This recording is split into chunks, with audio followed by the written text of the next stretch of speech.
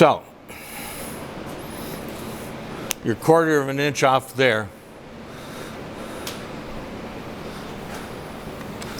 Are you ready? Yep, I'm ready. Where you want to be is right about here, I would think. Okay. Can you see that frame? See the arch in the spring. You see the way that the spring is But then it's cracked up. buckled and the rear end cover is cracked on the back.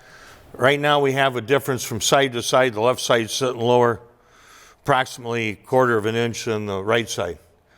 And so our frame is even sitting lower, so it's due to our suspension, I'm sure.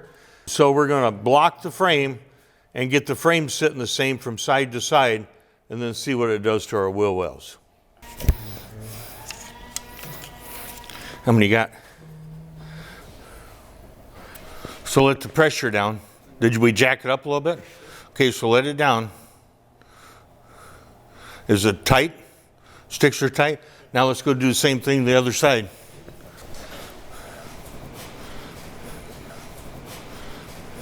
Okay, we're back to our car. We have everything sitting level the same. Our wheel well lip is 30.5 inches, right-hand side that hasn't been changed. We're replacing the left quarter, the left side fender, front and rear fiberglass. As you can see, white parts pretty much tells you it all comes from ACI. They make a great part. It's not something we care to make.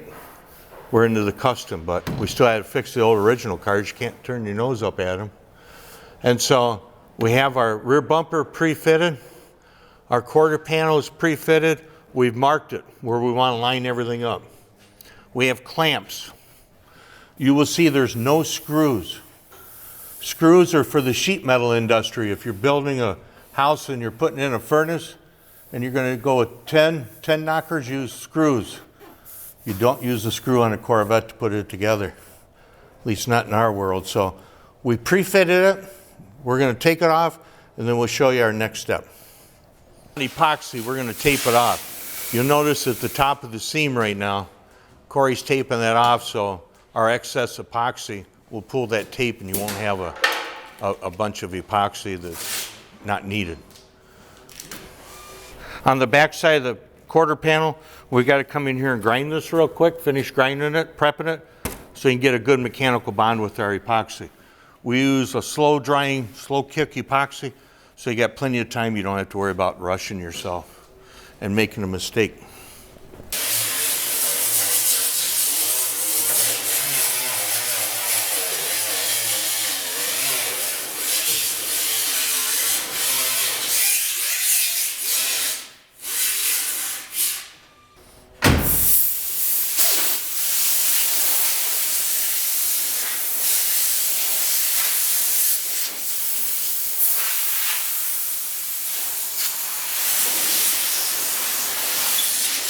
We choose to mix our own epoxy, so you're not over mixing, and you can keep it fresher that way.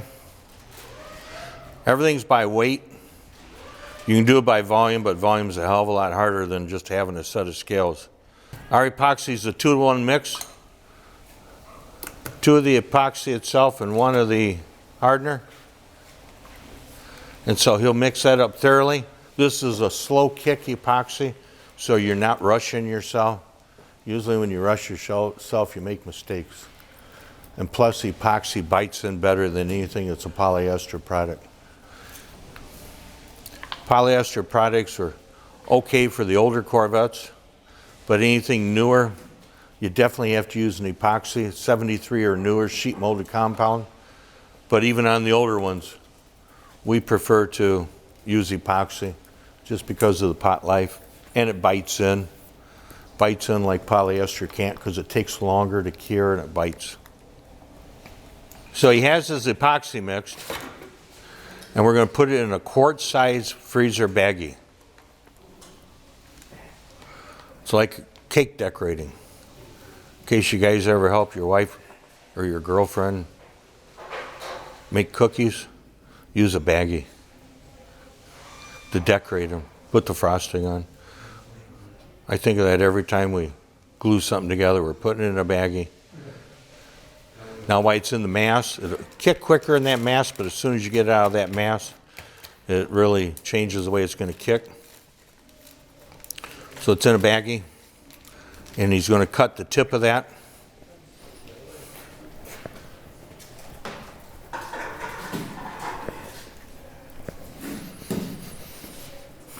Now you bring your camera over here and watch Corey. He's showing you how to put this on. It's very efficient. It's got nice body texture.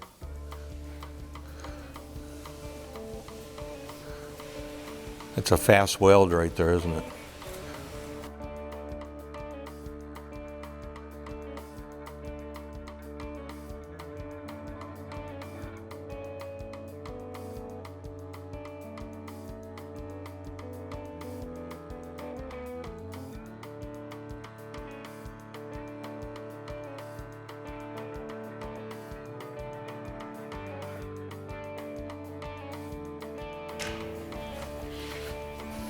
You notice he's wearing gloves and you use your finger. Excess you can put on the back side of your opposite glove. It's good for your hands to wear gloves when you're working with this stuff. Keeps your hands soft. You fellas know what that means. Okay. Now we're lining up all of our marks that we made in the quarter, and you got to bring that down to match the bumper. See where it's coming to the bumper? Come up just a little bit more. Hang on it. Match it up. There you go. Down a little bit. Right there. Clamp it.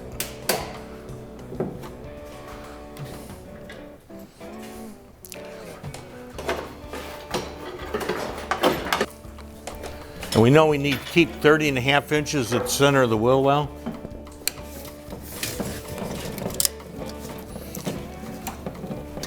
Need to go up a little bit, fellas. Right there. Right there.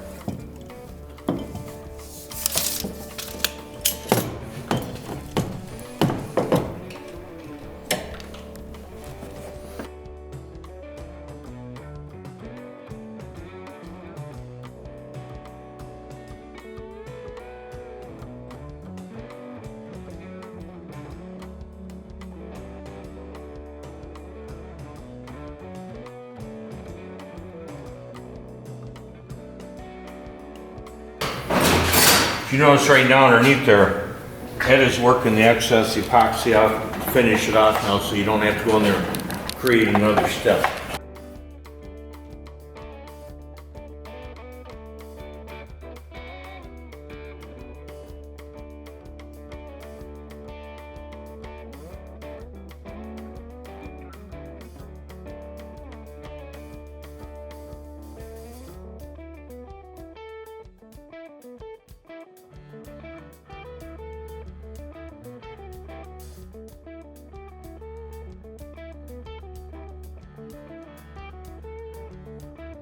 Ta-da! Vice grips and tape holds that panel in. Once again, I can't urge enough. There's no friggin' screws in this car. When you put a screw on a piece of fiberglass to hold it in place by tips, I guarantee it's going to come back and haunt you. It might take a couple of years, but no screws. Hopefully this helps in putting on a panel. The same theory works from everything from 53 up through 82. And a little bit on the C4s. Thanks for watching.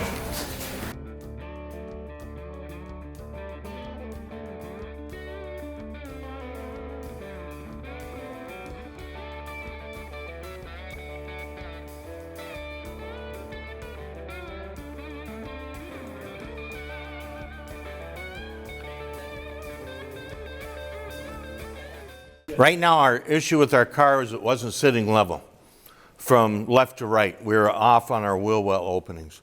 So we're trying to determine what the problem is. And on the back of the car, which you have a clip of, the rear end cover is broken. The rear spring is all whacked up. So that could be part of our problem. So what we did was we blocked off the frame. So the frame is sitting equal from side to side which in turn, it makes our rear quarter panels equal from side to side. The issue we have right now is on the front end. Our front wheel well is still low on the left-hand side, the driver's side. So we put a level across the top of it. We're 36.5 on the passenger side. And we're 36 and 3/16 on the driver's side. So we want this driver's side to go up. And so in order to get this to come up on this corner, and there was damage on this side from a previous accident. So something's probably just off a little bit here, or the bolts are off. So you come around here, and you'll see this left outer frame extension bracket, which is this bracket right here that bolts back here to the frame horn. This bracket we're taking out, and then we have the last two bolts that hold the frame extension on, which in turn has the core support, inner fenders, everything's bolted, comes back to these two. So we're going to loosen that up, and we're going to bring this up and get our 1/4 inch, and then put it back together. So this is our left outer frame extension bracket, frame horn out to impact bar. We're removing this. You can see one of the bolts, but the other one's hidden behind here. So we're taking this out of our way. We're going to unloosen these two bolts and put our jack right here and jack up this corner just about 1/4 inch, so both sides are matching. So when we first started checking our car for height, number one thing is make sure the tire pressure is the same all the way around, because that changes the height of the car. Then if you see a variance there, then check your frame from your frame to the deck. We always like to glue a car together on a deck so we don't have to bend over. So get the car deck sitting level, get the frame sitting level, then we address the body to see what's wrong. So we're going to grab that floor jack, one of you guys, and put it back up here on the frame rail before he unloosens those bolts all the way.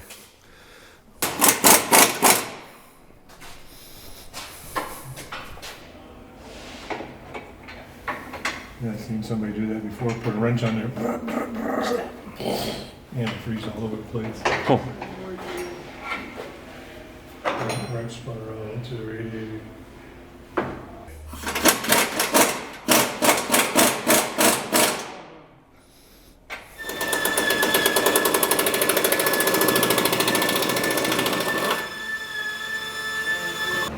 Okay, take it up. Keep going. Keep going. Okay, so these two bolts have these two bolts have nuts on the backside that aren't welded to the frame. These two are welded to the frame and the horn. These two are not. So we got back there with the wrench, unloosen this frame horn. Now we're going to jack it up a little bit, and as he jacks it up, you'll watch that. You'll see that frame horn move. We're only trying to achieve 1/4 inch, basically, is all we need up here. So go ahead and jack it up so we can see that move. You can see that frame horn a little bit more. Keep going. Keep going a little bit more. So now you got the frame horn that moved inside of here. Now while that pressure's there, we need to tighten this back up. Just a minute though, Corey, I want to...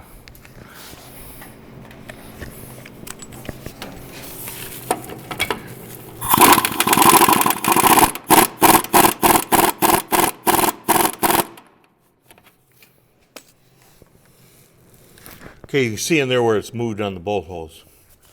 Now, put your wrench on there. Do the front one first if you want, or the back one. Just tell me which one you're doing. Same one you just were on. The back one? This one here. Just kind of go slow though, because it's a little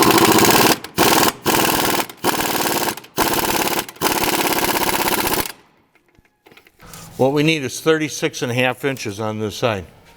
And we got 36.5 inches. We didn't pick the car up enough to move the tire, which made the tire change on its camber to make it to the tire. So now we're at 36.5 on this side, 36.5 on this side. So now we're going to hang our fender back on the other side. And this side to the bottom is 31 inches. So we know at the bottom of the wheel well lip, we want 31 inches on the other side. Now we can move that fender up and down a little bit if need be.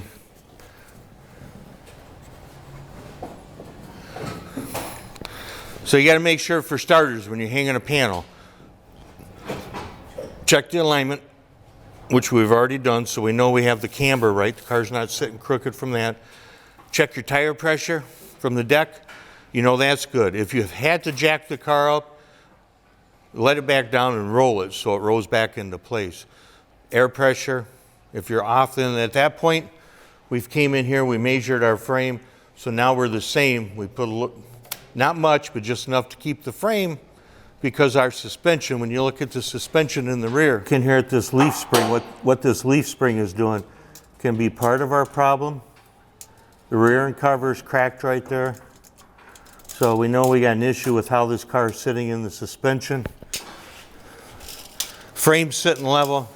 We went to the front and we took care of the front frame horn here, the extension. And now we're putting all the parts back in there, the frame horn extension, bolting it all back in there. And then we'll put our fender back up there and see where we're at.